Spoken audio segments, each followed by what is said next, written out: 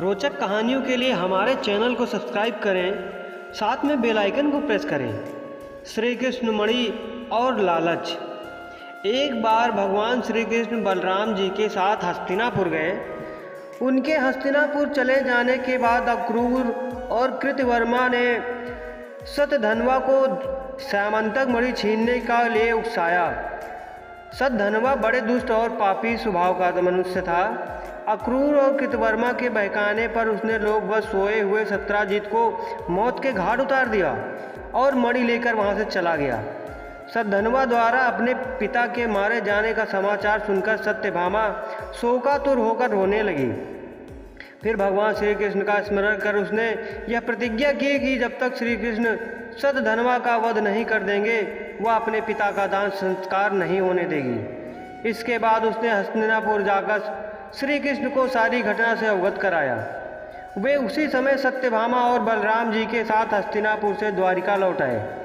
द्वारिका पहुंचकर उन्होंने शतधन्वा को बंदी बनाने का आदेश दे दिया।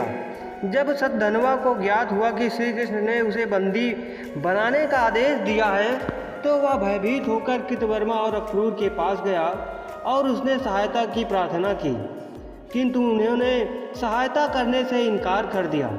तब उसने सामंतक मणि अक्रूर को सौंप दी और अश्व पर सवार होकर द्वारिका से भाग निकला। श्री कृष्ण और बलराम को उसने भागने की सूचना मिल चुकी थी, अतः उसका वध करने के लिए वे रथ पर सवार होकर उसका पीछा करने लगे। उन्हें पीछे आते देख शतधन्वा भयभीत होकर अश्व से कूद गया और पैदल ही घने वन की ओर दौड़ने लगा। तब श्री कृष्ण ने सुदर्शन चक्र से उसका मस्तक धड़ से अलग कर दिया। इस प्रकार दुष्ट शतधन्वा का वध कर उन्होंने सत्यभामा की प्रतिज्ञा पूर्ण की। शतधन्वा की मृत्यु का समाचार सुनकर कृतवर्मा अक्रूर भयभीत होकर अपने परिवारों सहित द्वारिका से चले गए। श्री कृष्ण अक्रूर से बड़ा प्रेम करते थे। जब उन्हें अक्रूर के द्वारिका के जाने का समाचार मिला तो वे अत्यंत दुखी हुए।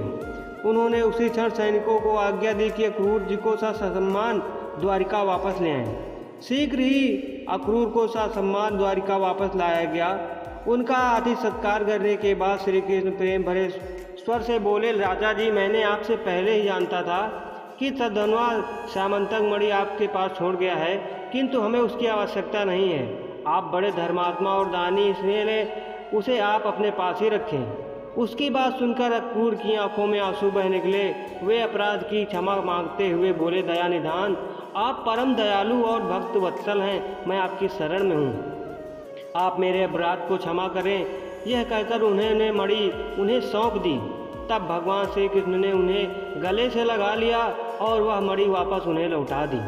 अक्रूर जी ने तभी से ये प्रण किया कि अब वे किसी लालच में नहीं पड़ेंगे और हमेशा लालच से दूर रहेंगे, क्योंकि लालच बहुत बुरी बला होती है।